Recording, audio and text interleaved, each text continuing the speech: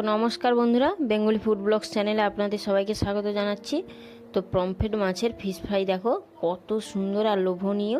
এটা এর আগে অনেকবারই তোমরা বানিয়ে খেয়ে দেখেছো, একবার এইভাবে বানিয়ে খেয়ে দেখো। এটা বানানোর জন্য দেখো প্রথমে একটা এইভাবে পমফ্রেট মাছ নিয়ে নিয়েছি। দেখো এইরকম একটা বড় আকৃতির পমফ্রেট মাছ নিয়ে নিয়েছি। এবারে খুব ভালো করে দেখো এরকম ছুরির সাহায্যে পিস পিস করে দেখো মাছ বরাবর কেটে দিয়েছি খুব সুন্দরভাবে। দেখো এবারে খুব ভালো করে উপর থেকে দেখো লবণটাকে ছড়িয়ে দিয়েছি এবং কাশ্মীরি লাল লঙ্কার গুঁড়ো দেখো ছড়িয়ে দিচ্ছি। এবার হাত দিয়ে দেখো খুব ভালো করে মাখিয়ে দিচ্ছি।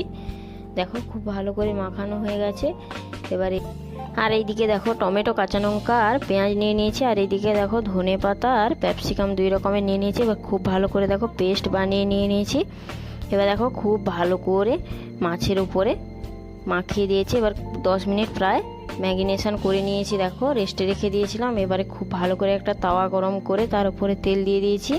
এবার দেখো তেলটা গরম হতে খুব ভালো করে মাছগুলোকে উল্টে পাল্টে দেখো ভেজে নিয়েছি।